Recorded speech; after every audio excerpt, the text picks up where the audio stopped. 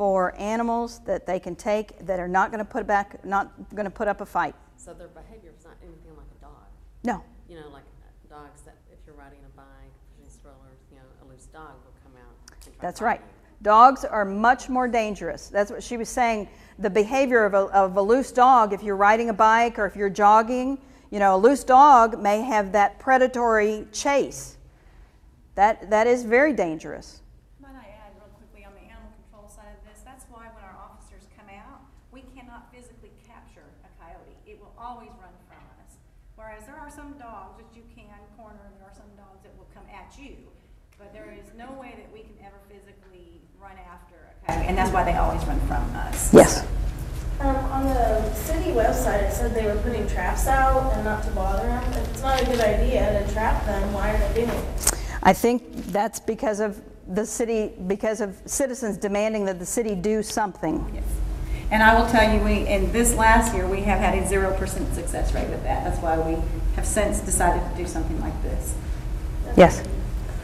I just have to go, but I wanted to ask this question. Are we seeing very many cases of rabies in skunks or coyotes? Oh, that's another good one. We didn't put that one on there. That's a very good question about rabies. Rabies is, in this area of Texas, the primary animal that carries rabies in Collin County has lately, in the last several years, been skunks.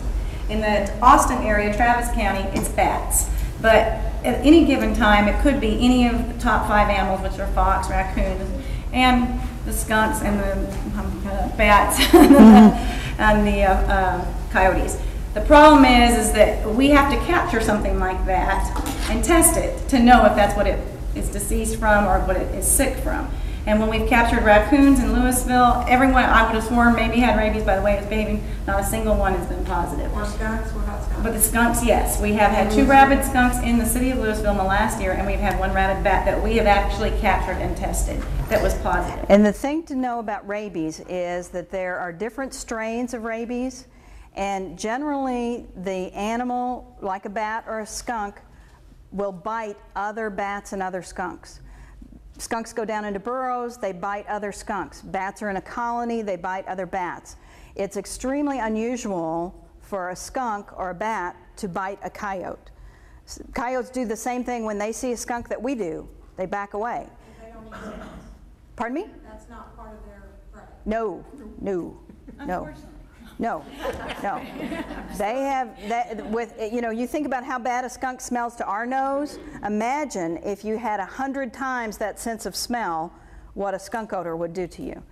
The other thing to know is that back in the 90s, there was a problem with dogs and coyotes in South Texas testing positive for rabies, because in Mexico there is not a rabies vaccine program. And so back in the 90s, the Texas State Health Department started a very aggressive oral bait program where they drop rabies vaccine from airplanes all along the border. And it's a bait that's specifically targeted to dogs and coyotes. And that has done a tremendous job of preventing the canine strain of rabies from crossing the border. And that happens every year. That bait is dropped every single year. Very good question. Okay, we kind of talked about trapping. Small dogs, once again, coyotes will occasionally take small dogs. I am very concerned about anybody who has a small dog and a doggy door, because small dogs should not go out in the backyard after dark unsupervised. So, especially if you have a dog that weighs less than 10 pounds, you know, even if you don't have coyotes in your neighborhood, there are lots of great horned owls.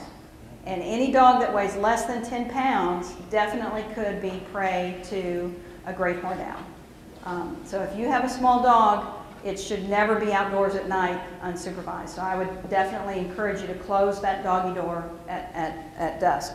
Bike riding, once again, coyotes don't have that predatory chase towards something as large as a person on a bicycle. No, no, even less with bobcats. If it's a small animal like a rabbit, yes, they definitely have a predatory chase towards a rabbit or a squirrel. But anything bigger than that, they don't see as something that's food for them. Outdoor cats, we've talked about that. Definitely, they will occasionally take cats. Kids playing alone, you know, chances are the coyote is going to know that child is down by the creek long before the child is ever going to see the coyote. They don't want to be around where people are unless there's a food source. How much fence? This is, if in Southern California, especially where they were having those kind of problems, they invented a device, it's called a coyote roller, and it will fit on top of a fence. It's a pipe that rolls, and if a dog or a coyote tries to jump over the fence, it rolls on the pipe and it's not able to get traction to get over. If there is a bowl of dog food or a bowl of cat food sitting on the other side of the fence, yes, coyotes can easily jump a 6-foot fence. It's all about motivation. Coyotes and bobcats live by a very strict equation, which is to get the most amount of food for the least amount of energy expended.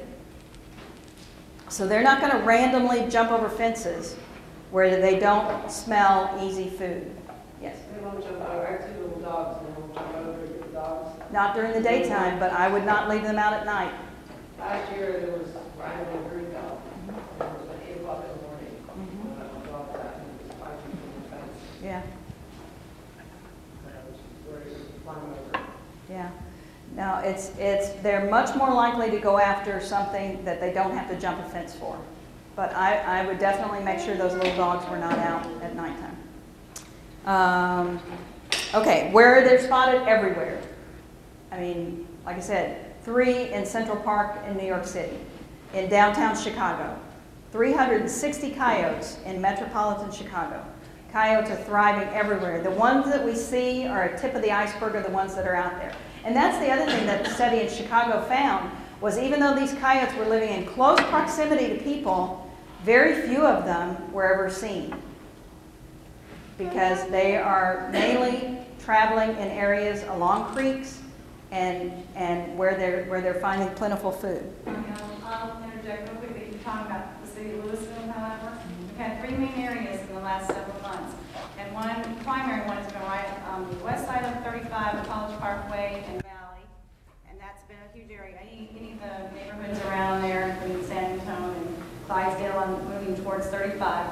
And then we also had an area at 407 and Garden Ridge, right before you get to the Flower Mound border, and Highland Village border. And the only other place that was getting a lot of notice from us was Lake Park, but that's because people are sitting out there and able to see them all day long while they're camping, you know. So those are the 3 hot spots that we have seen in the last several months in Lewisville. However, they are also down on the south end of town, going towards Coppell and Carrollton.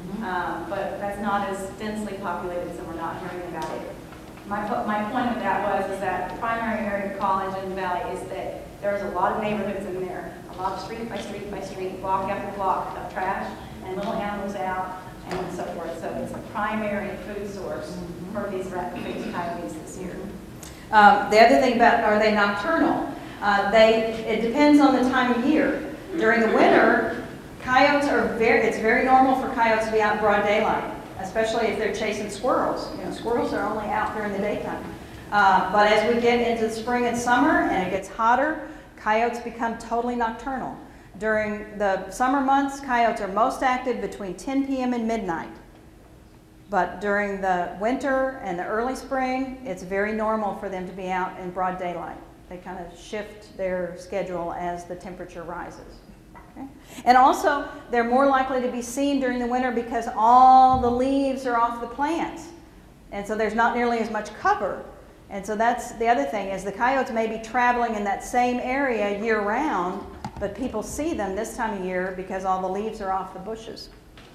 And then as far as do's and don'ts, this is a list of the top 10 ways to prevent problems with any species of wildlife. It's a checklist that you can go down and make sure that there's not anything in your yard. But this is definitely a neighborhood issue, and so if you have a neighborhood organization, if you have a crime watch group, this is great information to get out through your crime watch group and through your neighborhood organization, or just talking casually with your neighbors. That you may be doing everything right in your yard, but if your next door neighbor has an overflowing bird feeder, then that's going to attract rats. And anything that attracts rats is going to attract bobcats and coyotes. Do Yes. you know if wild animals get parvo? Do wild animals get parvo? Yes, they do. It's a very good question. We see hundreds of raccoons and coyotes and bobcats that have parvo every year, and it is fatal to them. And that's another reason why it's really important to make sure that your cats and dogs are vaccinated, because raccoons especially get both canine and feline diseases. So if your animal isn't vaccinated, it can both get the diseases and transmit the diseases to wildlife. We had a dog one time that got parvo and it cost about $400 to heal him. Yes, very expensive. Okay, now I'm going to get the rat diagram and we can press that out too. And I have this information electronically, so if anybody would like to email this out to their neighbors, just send me an email at Bonnie at 911 Wildlife, and I'll be happy to send this to you electronically, and you can forward it by email to friends and relatives. Yes? What about outdoor grills? Outdoor grills. Yes, outdoor grills, definitely. Think about that sense of smell. And so any kind of cooking grease that's on the grill is going to be a magnet. I wish I had $1 for every person who opened up their grill and there was a rat in there. So it's, well, clean it. Just clean it really well. Keep it clean. That's your best defense, is to keep it clean. Oh, yes. Yes. Composting is a wonderful thing. Everybody should be composting, but it's really important to be composting in a secure container. If you're composting just grass and leaves, that's not going to attract coyotes and bobcats. But if you're putting any kind of fruit and vegetable scraps, that is unsecured garbage. So I strongly advocate composting, but it needs to be done in a secure container so that it's not feeding rats. Well, I will say, we did have one individual, though, that had the grass clippings next to the house, and it happened to be right where their dryer vent came out. And so the bed was warm for the coyotes, because it was obviously he bed. Right. It happens like that. Right. Okay. Any other questions? Yes. Is there anything specifically, any more of a question for animal control? Should we call? Should we, obviously we want to be doing the things that you're suggesting and watching our small pets, but do you want a phone call? I usually send an email out to my neighborhood to kind of keep eyes and information. Well, I mean, we certainly want to know if there's abnormal behavior. You know, something like if it appears sick, or it's doing something that is not what she has described as normal behavior. And also, we have been monitoring it. Like I said, I could tell you those hot spots because we have received so many phone calls in the last months in those areas. But certainly, if there's something that you feel like is uncomfortable or what have you, absolutely call us anytime there's a concern. I don't know that there's much more that we can do other than continue to do like we're doing here. And you know, she's explained it all to you. But definitely, I mean, anytime you're welcome to call us and let us know, because we have been monitoring that. If nothing else, it helps us track if we're being successful or not with our efforts here. So I'm absolutely fine with that. Is there an email address or phone call? Well, the city website, there's an area that you can go on to, or you can always call. And if you guys run out of any of these little flyers and you can't reach Bonnie, we have some at the shelter as well. So. Do you coordinate with the other animal control in the different communities? Like if I'm from Flower Mound and there's going to be others, do you give them the same information? Well, Bonnie works with everybody. I'm sure she'll tell you all that. But certainly we do also. It doesn't matter if it's wildlife or dogs or any issue. Rabies, yes, we are very in close contact, especially with the immediate surrounding cities such as Flower Mound and Carrollton and Plano, even Coppell, Carrollton, Carrollton. So we've always been that way. And I want to let you guys know, because I do work with so many of the cities, you guys are really lucky to have Laura in charge of animal services, because she is one of the most progressive and dedicated animal control officers there is out there. And the city of Lewisville is one of the most progressive cities as far as not just doing lip service when citizens have complaints, is to really look at what's the best way to solve the problem.